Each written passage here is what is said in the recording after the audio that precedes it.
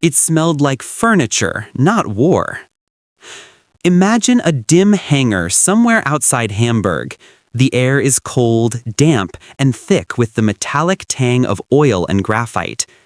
Gathered under the harsh glare of floodlights are Germany's finest engineers, men of steel and precision, their crisp white coats already smudged with the grime of their trade. Before them, disassembled on wooden trestles, lies the enemy, but it's not what they expected. This is the de Havilland Mosquito, a British bomber captured almost perfectly intact after being forced down in a farmer's field. They've been told this is the fastest bomber the Allies possess, a machine capable of outrunning their prized Messerschmitts and Focke-Wulfs at full throttle. But that claim seems impossible, absurd. Because what they're looking at looks less like a weapon of war and more like something stolen from a high-end carpentry shop. Its pale, curved wooden panels look absurdly domestic, almost delicate. To these men, wood belonged in the past. It belonged to the biplanes in museums, not to the modern era of jets and high-octane fuel. Dr. Karl-Heinz Henkel, a senior materials analyst from the Luftfahrtministerium, the Air Ministry, adjusts his spectacles. He's a man who understands stress tolerances, metal fatigue, the very language of steel. He leans in, his face a mask of professional curiosity, and taps one of the panels with a knuckle. The sound isn't the sharp ring of aluminum, it's a dull, hollow thud, a resonant, organic sound, like knocking on a coffin. "It's plywood," he murmurs, and the disbelief in his voice is as thick as the hangar air. Around him, the other technicians can't help it. A few of them chuckle quietly. The tension breaks into muffled laughter. "A wooden bomber," one of them scoffs. "The English must have finally run out of aluminum." They came here expecting to find secrets of advanced metallurgy. Instead, they found splinters and sawdust. Or so they thought. They were mocking a weapon that had been systematically humiliating their air defenses for the better part of 2 years. Outside, a cold rain begins to hiss against the vast hangar roof. Inside, another smell starts to fill the air, cutting through the oil and damp wood. It's sharp, sweet, and distinctly chemical, something between fresh varnish and burnt sugar. It's the smell of phenolic resin, and as they work, it clings to their clothes, to the back of their throats. With the meticulous precision of surgeons, they begin to catalog every component. And the mockery quickly fades, replaced by a creeping sense of unease. There are no rivets, there are no welds. Each panel hasn't been bolted into place, it's been bonded. The seams are so perfectly smooth, so seamless, they reflect the stark floodlights like polished marble. This wasn't just construction, it was craftsmanship. Frowning, Henkel takes a chisel and tries to pry 2 layers of the fuselage apart. He applies pressure, expecting the wood to splinter, the glue to give. Instead, with a sharp crack, the steel blade of the chisel snaps in 2. He stares at the broken tool in his hand. The wood is unscratched, the seam is untouched. "This is not carpenter's glue," he says, his voice low. "Whatever this is, it's stronger than the wood itself." His assistant suggests it might be a type of bakelite resin. Henkel shakes his head. Bakelite was brittle. This material was different. It was elastic. It was heat-resistant. It felt almost alive. He places a small fragment under a powerful magnifying lens. He doesn't see simple layers of wood pressed together. He sees fibers that have been fused, melted into one another, creating a new material that looks more like the grain of living tissue than something man-made. But what truly unnerved these men of science was the artistry. Every single curve of the fuselage had been molded with a sculptor's precision. It was clear the British hadn't just built an airplane. They had built it the way one builds a violin, layer by layer, tone by tone. Every contour served a purpose, to reduce drag, to channel air, to hide immense strength beneath a shell of impossible elegance. As the hours ticked by, as the Germans measured, recorded, and photographed, something strange happened in that cold hangar. The laughter had long since died. The jokes had stopped. The more they touched the mosquito, the less they mocked it. They began to feel the ghost in the machine, the sheer intelligence behind every joint, as if the craftsmen who built it had been waiting for them, anticipating their disbelief. By midnight, the hangar floor is littered with sawdust, technical sketches, and empty coffee cups. Henkel sits back on a wooden crate, rubbing his temples, surrounded by fragments of a puzzle that refuse to make sense. The numbers on his clipboard don't lie. This wooden toy had achieved speeds that their best all-metal bombers couldn't even approach. Somehow, in the skies over the Reich, wood had defeated steel. He looks up at the pale, perfect curve of a wing root gleaming under the light, and he whispers a single word to himself, a question that would haunt the entire German high command. How? The irony was crushing. Germany, the land of precision engineering, the masters of metallurgy, was being outmaneuvered and outrun by a bomber that was literally glued together in furniture factories. Outside, the deep, menacing hum of another wave of night bombers echoes faintly over the city. It's the distant sound of an empire eroding. And inside that hangar, surrounded by the scent of glue and wet wood, the very foundation of German engineering superiority had begun to crack. The question was no longer if the mosquito worked. The question was why. And what strange, impossible secret was hidden inside its glue? Flashback just a few years to 1938. The world is holding its breath, bracing for another mechanized war of steel and fire. In London, one man stands before the British Air Ministry with a proposal that seems not just radical, but almost insulting. His name is Geoffrey de Havilland. He's a tall, composed, and quietly stubborn man, a pioneer of aviation. He calmly unfolds the blueprints for a new bomber, a design that openly defies every established doctrine of modern aerial warfare. The officials in the room, men in starched collars and military uniforms, listen politely, a faint air of condescension hanging in the room. They're waiting for the punchline. De Havilland's bomber has no defensive guns, not a single one. It has no armor plating to protect the crew. And most absurdly of all, it's to be made almost entirely of wood. When the punchline never comes, the rejection is swift and absolute. Metal is the future, they tell him. Wood is a relic of the past. Thank you for your time, Mr. de Havilland. But de Havilland doesn't flinch. He understands something that these bureaucrats and military men could not measure on their spreadsheets. He understood a new kind of physics for survival. Speed was armor, and in a world of growing complexity, simplicity was survival. At that time, Britain's resources were already stretched dangerously thin. Aluminum, the very lifeblood of aircraft production, was being consumed by Spitfires, Hurricanes, and the new heavy Lancaster bombers faster than it could possibly be refined. Every sheet of metal was precious. De Havilland looked at the nation's balance sheet and saw not a disaster, but a unique opportunity. His company had spent years perfecting wooden construction for its light aircraft and record-breaking racing plans. He knew its potential. And he knew something else. Dotted across the British countryside were thousands of small workshops, furniture makers, piano builders, cabinet craftsmen, an entire army of skilled artisans who could shape wood with incredible precision, but who had no place in a war of metal. What if, he thought, their hands could be turned towards building a weapon, something faster, lighter, and quieter than anything the world had ever seen? He envisioned a bomber stripped of all excess weight, no heavy gun turrets, no extra crew members to operate them, just a two-man cockpit streamlined into the silhouette of a bullet.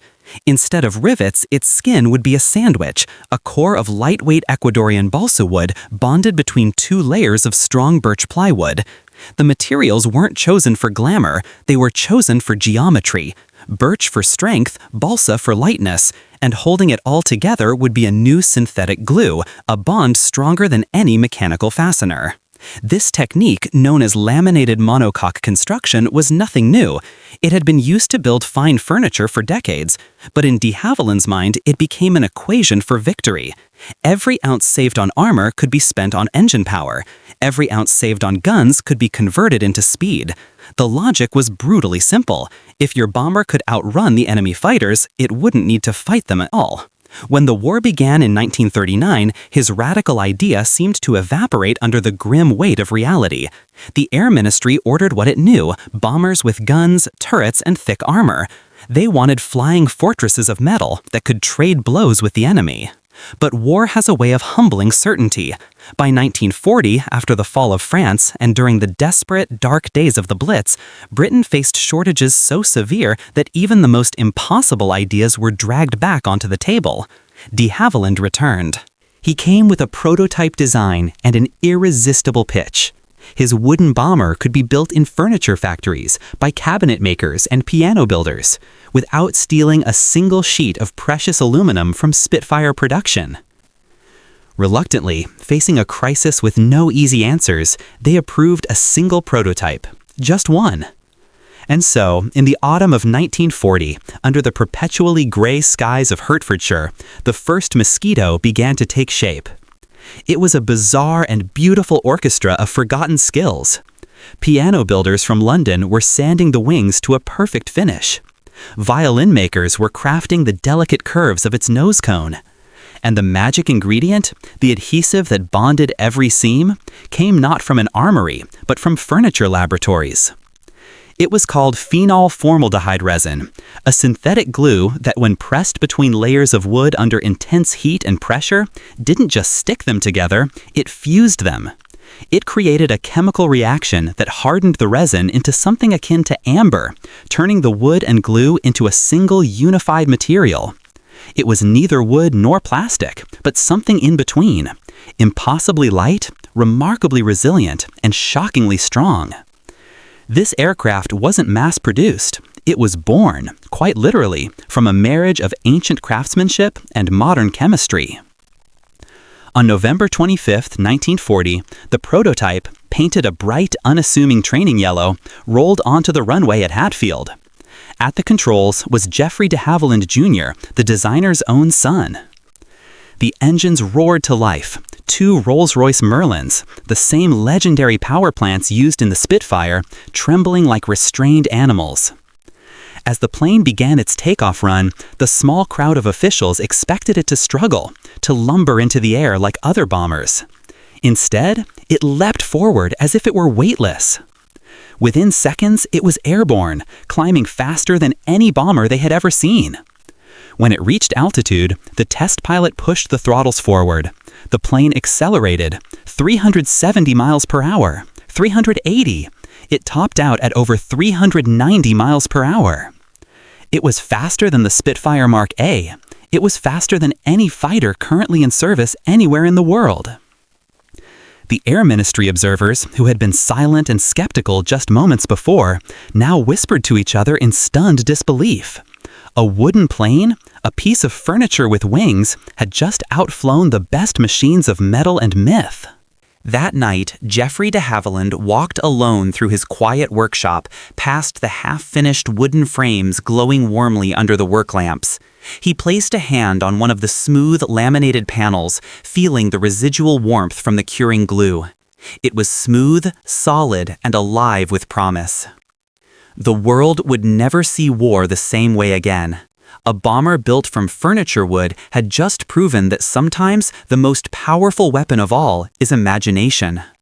When the de Havilland Mosquito entered combat, it carried no guns, no gunners, and no illusions.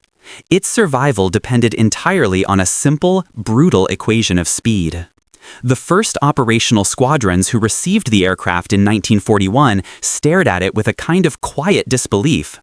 These were pilots who had flown lumbering Blenheims and Wellingtons, bombers that felt safe and solid. Now, they were expected to fly into enemy territory in a machine that looked more like a racing plane, slim, graceful, and utterly unprotected. The crew consisted of just 2 men, a pilot and a navigator, seated shoulder to shoulder in a cockpit so snug it felt like a single unit. There was no rear gunner to call out incoming fighters, there was no armor plate between them and the storm of flak waiting beyond the clouds. Their flight manual was brutally simple. If intercepted, do not fight. Run. Keep the throttles wide open and put your faith in those two thundering Merlin engines. The Air Ministry, once so skeptical, was now obsessed with the Mosquito's performance. Official tests at the Boscombe Down facility had clocked the aircraft at nearly 400 miles per hour, confirming it was faster than any operational fighter in the Luftwaffe's entire inventory. But numbers on a chart in England and survival in the hostile skies over Europe are two very different things. The Mosquito would have to prove that pure, unadulterated speed could be a viable replacement for armor. Its baptism by fire came on September 20th, 1941. A formation of Mosquitoes from No. 105 Squadron took off from Swanton Morley for their first daylight bombing raid. The target was Oslo, Norway. The mission objective was surgically precise: hit the Gestapo headquarters in the heart of the city and escape before enemy fighters could even react. Flying just 50 feet above the cold gray surface of the North Sea, the bombers streaked towards the Norwegian coast, their wooden wings slicing through the salt spray and mist. They were flying so low and so fast that enemy radar stations detected them far too late. By the time the alarm reached Luftwaffe command, the Mosquitoes were already over the target, dropping their bombs and banking hard for their return course. German fighters scrambled from Stavanger, but they never even came close to closing the gap. Witnesses on the ground in Oslo reported a ghostly roar that came and went in an instant, followed by a profound silence, as if the bombers had simply vanished back into the thin air they came from. Every single aircraft returned to base unscathed. The next test was even bolder. In January 1943, a Mosquito on a reconnaissance flight penetrated deep into the airspace of Berlin itself, in broad daylight. For the first time in months, the city's air raid sirens wailed, not because of a massive raid, but because of a single, unarmed wooden bomber flying faster than the city's defending fighters. Luftwaffe radar operators could only watch in frustration as the blip on their screens accelerated beyond any hope of pursuit. When the Mosquito dropped its symbolic 500-pound bombs on the capital of the Third Reich, the head of the Luftwaffe, Hermann Göring himself, was in the middle of a conference. He was furious, shouting that the attack was a personal insult. He ordered interceptors to chase the intruders at all costs. None succeeded. By early 1943, Mosquito crews had begun to truly understand the rhythm of their strange and wonderful machine. At 25,000 feet, it could dance above flak bursts like a leaf on a storm. The laminated wood structure absorbed vibrations that would have cracked and fatigued metal skins. Even direct hits from smaller caliber shells often failed to cause catastrophic damage. The absence of aluminum meant fewer sparks upon impact and a lower chance of fuel vapor ignition. Pilots described it as flying a living thing. It was flexible, forgiving, and incredibly responsive. One crew, returning from a daring low-level raid over Cologne, recounted how tracer fire chased them through the Rhine Valley. "The shells seemed to just float beside us," the pilot said, "and then they just fell away. It was as if the air itself was protecting us." The Mosquito's reputation spread like wildfire among both sides. British newspapers, hungry for a hero, dubbed it the Wooden Wonder. German pilots, with a mixture of fear and grudging respect, gave it a different name, Der Teufelsholz, the Devil of Wood. Its effect on enemy morale was immediate and devastating. Luftwaffe squadrons stationed in occupied Europe received new, humiliating standing orders.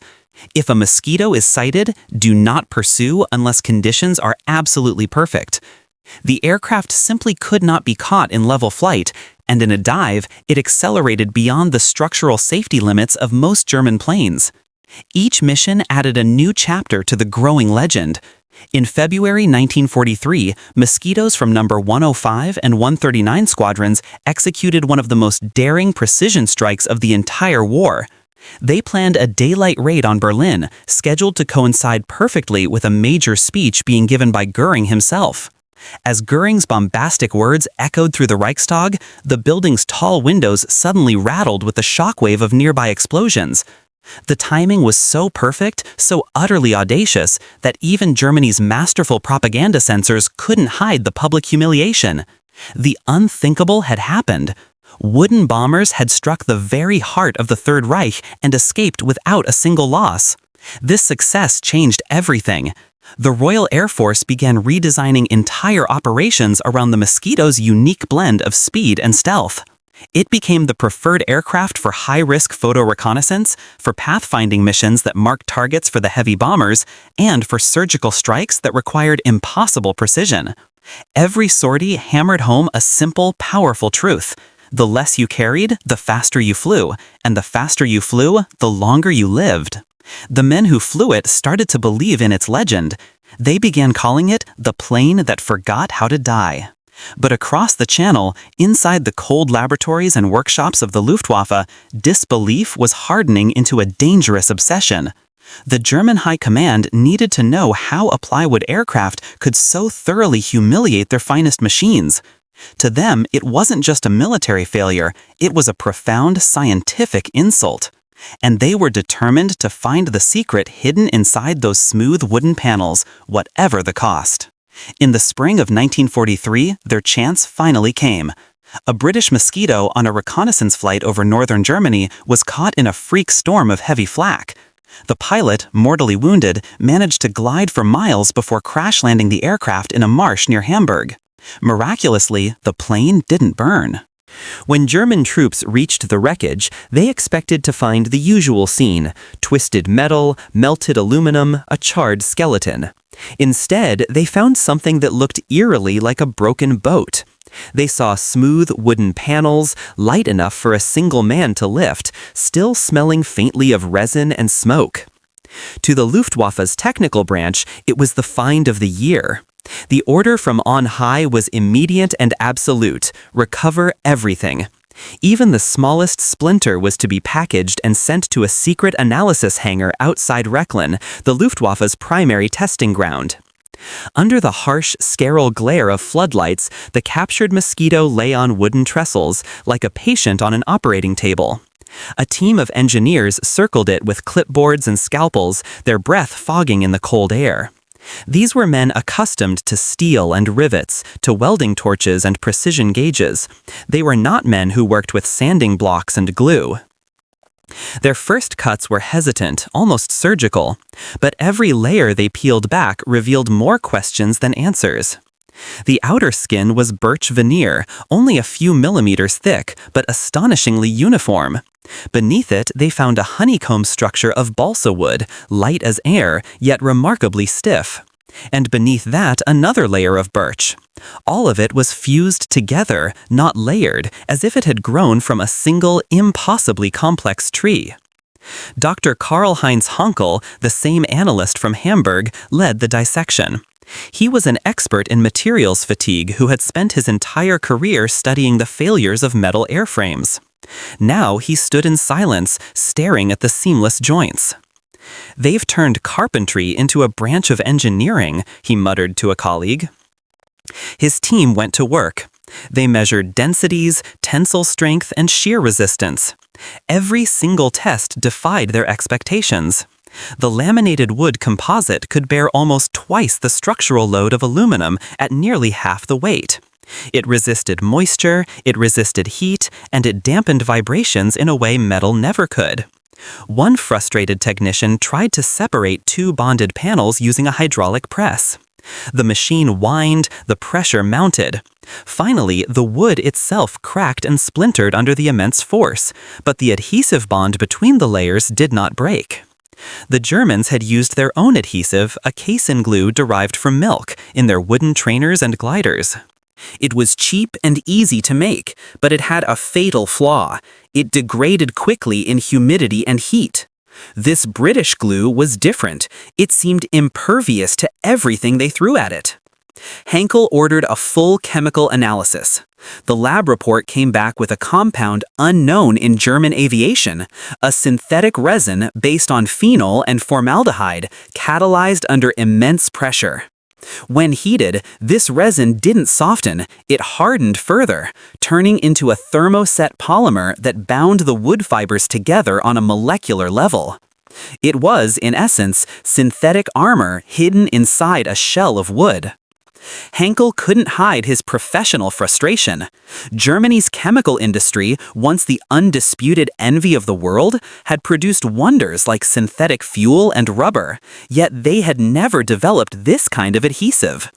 And the reason was painfully simple: resources. Phenolic resins required phenol and methanol, both derived from coal tar. And in wartime Germany, every last drop of those chemicals was being consumed by explosives production. Even if the Luftwaffe had known the formula, they couldn't have manufactured it in quantity. This discovery ignited a volatile mixture of admiration and despair among the German engineers. The Mosquito wasn't just fast, it was a work of practical genius, born from scarcity. Every component told a story of brilliant adaptation. The fuselage was shaped in two perfect mirror halves, molded over giant concrete forms in ordinary furniture factories.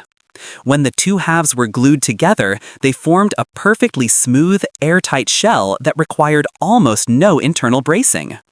The result was a structure that was smoother, lighter, and stronger than any riveted metal construction. One of Henkel's assistants, a young engineer named Vogel, stared at a cross-section of a wing under high magnification. "It looks alive," he said quietly. "The glue lines, they form patterns like the veins of a leaf." He was right. The wooden structure didn't just resist stress, it flexed under it. It absorbed shock, dissipated energy, and then returned to its original shape. In a world obsessed with metallurgical rigidity, the Mosquito had been built to bend. When Henkel presented his final findings to the Luftwaffe High Command, the room fell silent. He placed two samples on the polished conference table. One was a standard piece of aircraft-grade aluminum, the other a section of the Mosquito's laminated birch bonded with the mysterious British resin. He bent them both. The wooden sample flexed and then snapped back perfectly. The aluminum one stayed bent, permanently deformed. "Gentlemen," he said, his voice heavy with the weight of his discovery, "we have been building the wrong kind of strength." But pride dies hard. Some of the uniformed officers in the room refused to believe that glue could win a war. Others demanded that Germany build its own replica, a Mücke, or Gnat, to prove that they could master this new technology. Yet, deep down, the engineers in that room knew the truth. They could copy the shape, they could copy the dimensions, they could even mount their own powerful engines, but they could not copy the soul of the Mosquito. They could not replicate the simple, miraculous glue that turned fragile wood into an unstoppable weapon. As they packed their samples for the return trip to Berlin, the faint, sweet smell of the British resin still hung in the air of the analysis hangar, sharp, chemical, and unyielding. Henkel lingered for a moment longer, running a gloved hand over the splintered wing of the captured plane. "They built this in a furniture factory," he whispered to no one in particular, "and we, with all our steel, cannot catch it." The order came directly from the top. If the British could build a wooden bomber that outpaced every fighter Germany could put in the sky, then Germany would build one that was faster, stronger, and deadlier. The project was given a name dripping with arrogant defiance, meant to mock its rival, the Focke-Wulf Ta-154, nicknamed the Mücke, the Gnat, a tiny insect designed to sting the British Mosquito. On paper, it was a bold statement of German engineering pride. In practice, it became a slow-motion tragedy of hubris and compromise. The first prototypes were assigned to a small elite team at the Luftfahrtforschungsanstalt in Braunschweig. They began with captured Mosquito drawings and the meticulously catalogued fragments from Dr. Henkel's team. But from the very beginning, the numbers betrayed them. The British had built the Mosquito's core from lightweight balsa wood, imported from Ecuador. Due to the Allied naval blockade, Germany had no access to it. Their engineers were forced to substitute with local woods like pine and beech, both harder but significantly heavier. The compromises quickly added up. A single wing section that weighed 280 kilograms in the Mosquito balloon to over 410 kilograms in the Mücke mock-up. The glue was an even bigger problem. Without access to the raw materials for phenolic resin, the German team was forced to revert to a modified casein adhesive mixed with formalin to slow its degradation. It worked well enough in dry, controlled conditions, but under the stress of heat and moisture, it began to soften, a fatal flaw that every engineer on the project recognized, but none dared report up the chain of command. Still, the Reich's propaganda machine demanded results. Henkel's official reports, which warned of adhesive instability and weight problems, were quietly rewritten and sanitized before they reached Berlin. Production orders were issued to furniture factories in Dresden and Kassel, ironically, the very same kind of workshops the British had used so successfully. But the German workers faced a very different reality: crippling raw material shortages, constant Allied air raids, and a desperate lack of trained labor. The Mosquito had been born from creativity and necessity. The Mücke was being born from desperation and denial. By late 1943, the first prototype stood complete. It was a sleek, pale imitation of the British aircraft. Under the hangar floodlights, it looked convincing enough. Twin engines, a smooth fuselage, nearly identical dimensions. But the illusion shattered the moment it left the ground. During its maiden flight, the test pilot, Hans Werner Lerche, immediately noted sluggish controls and a disturbing vibration at high speed.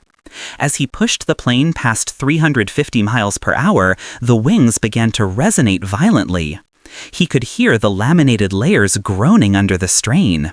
Within minutes, thin cracks began to spread like spiderwebs along the leading edges.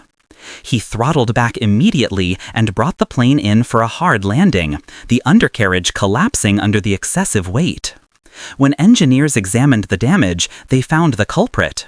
Moisture had seeped into the inferior glue lines, weakening the joints. The adhesive hadn't failed outright, but it had softened just enough to subtly alter the wing's aerodynamic shape.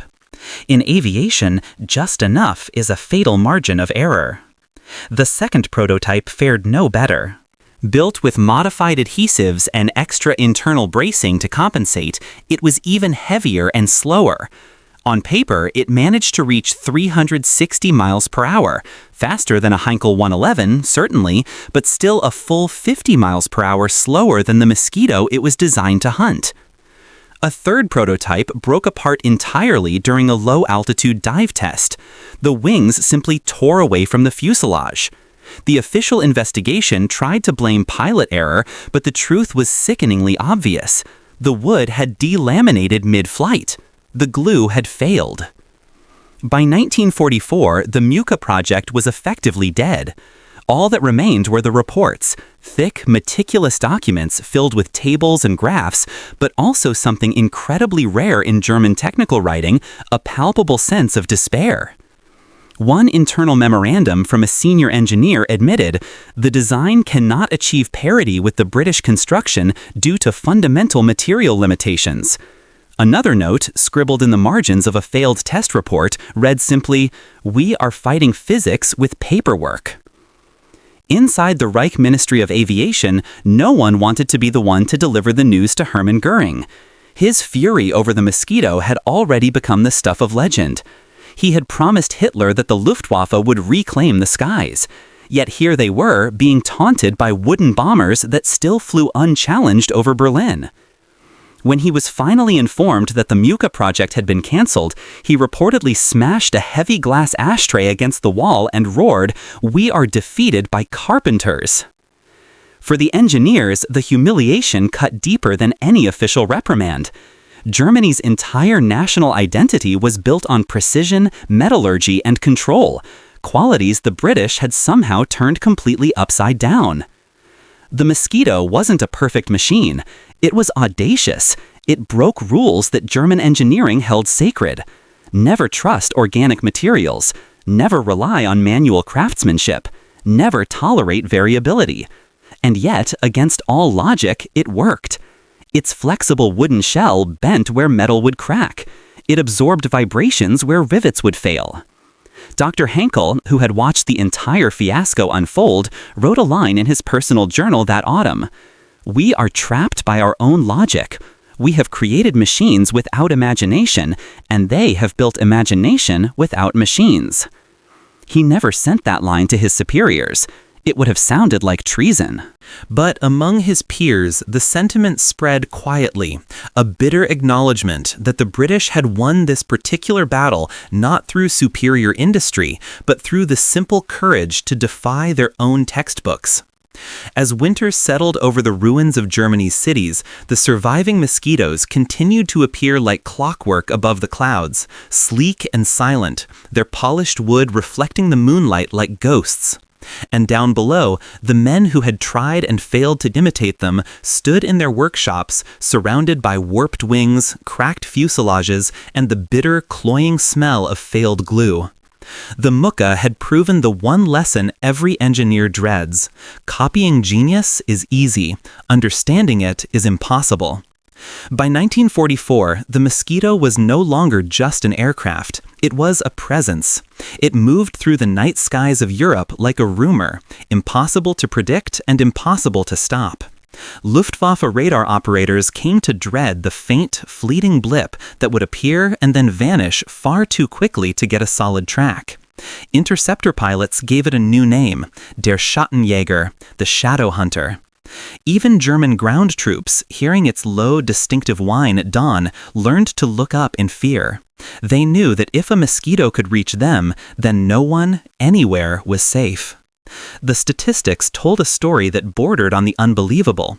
The average loss rate for a heavy bomber like the Lancaster hovered around 5 to 7% per mission. For the Mosquito, it was less than 1%. One aircraft lost for every 200 sorties flown. This meant that a Mosquito crew, unlike their comrades in the slower armored bombers, could realistically expect to survive dozens of missions. Pilots began to joke grimly that flying a Mosquito over Berlin was safer than walking across Piccadilly after dark. But behind the gallows humor lay an extraordinary truth. An unarmed aircraft had become the most survivable machine in the entire Royal Air Force. Inside Germany, the disbelief had curdled into a deep national humiliation. Every intelligence report that crossed Hermann Göring's desk was another wound to his immense pride. He had once boasted that no enemy aircraft would ever fly over the Reich. Now, British bombers were making daily visits to Berlin. And the most infuriating of them all, the Mosquito, seemed to choose its timing for maximum psychological insult. In January 1943, it had dropped bombs on Berlin just as Göring began a major radio address to the nation. A year later, it repeated the stunt during another high-profile Nazi Party meeting. Both times, it escaped completely untouched. Göring reportedly raged, "I turn green with envy when I see those wooden aircraft. The British can afford to lose their pilots, but they don't lose them because they fly so fast that our fighters can't catch them." The truth was even more painful. The Luftwaffe had grown old while the Mosquito stayed young. Germany's best, most experienced pilots were dying faster than they could be replaced, and the new generation of pilots lacked the training to fight an enemy that refused to play by the rules. Conventional bomber formations could be intercepted, predicted, and herded into kill zones. But the Mosquito ignored every script. It arrived in singles and pairs, flying at treetop level one moment, then vanishing into the high clouds the next. By the time radar picked it up, it was already gone.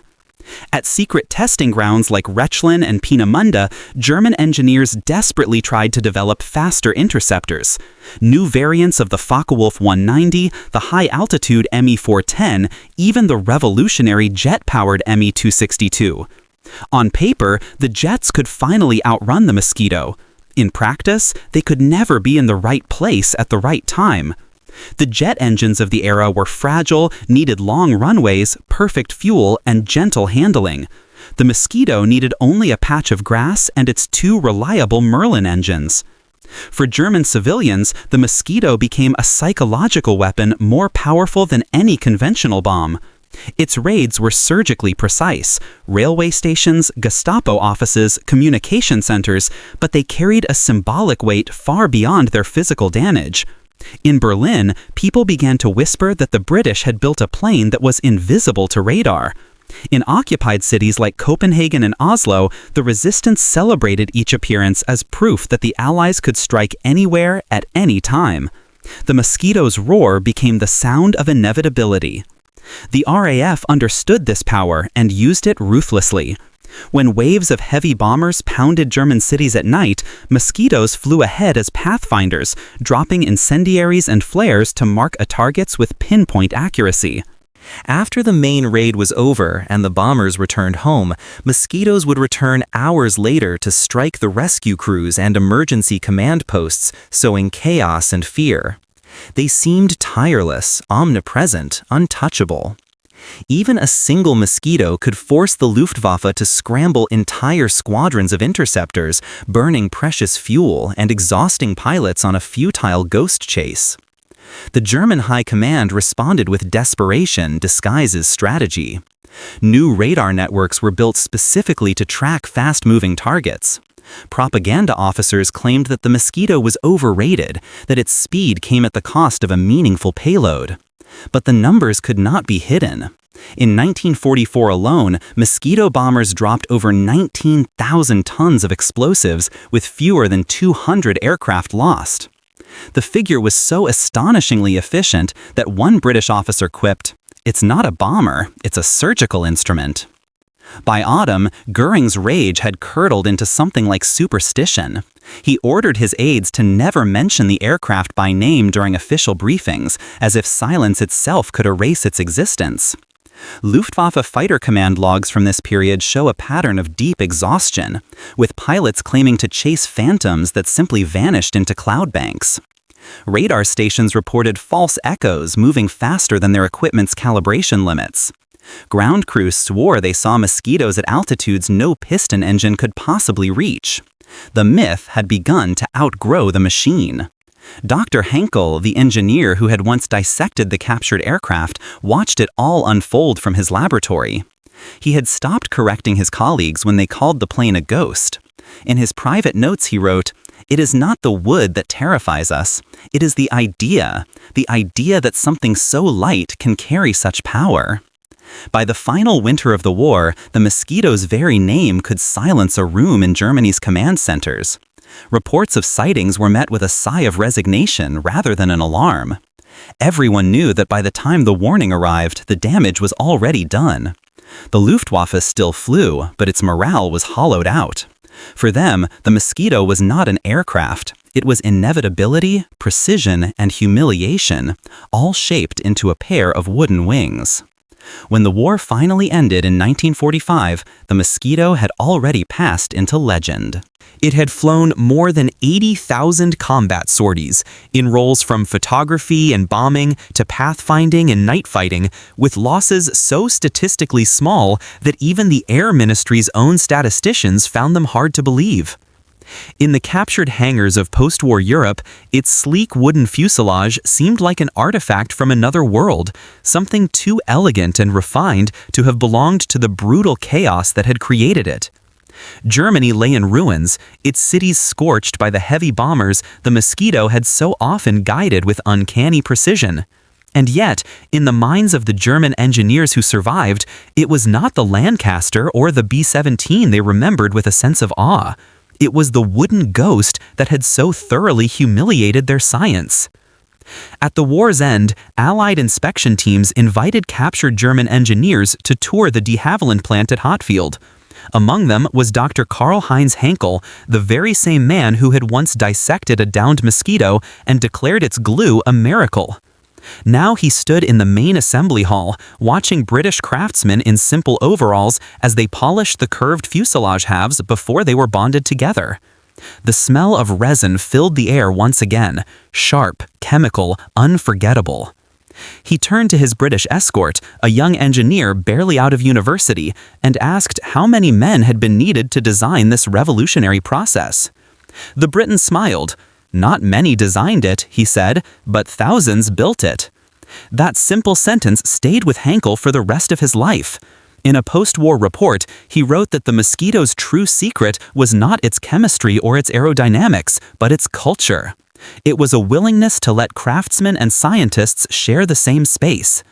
Where Germany's factories had been ruled by rigid hierarchy and a crippling fear of failure, the British had allowed for improvisation. A violin maker could teach an engineer something new about resonance. A chemist could learn about structural integrity from a furniture worker. Out of that collision of worlds had come something that no pure theory could ever have predicted. The lessons of the mosquito spread quickly. In the late 1940s, engineers on both sides of the Atlantic began experimenting with new laminated materials, fiberglass, resin composites, and later carbon fiber, all direct descendants of the mosquito's wooden skin. What had been born from wartime scarcity became the foundation of peacetime abundance. Even the newly formed American aerospace industry studied de Havilland's methods. Decades later, a senior Boeing engineer would call the Mosquito the ancestor of every composite airframe we build today.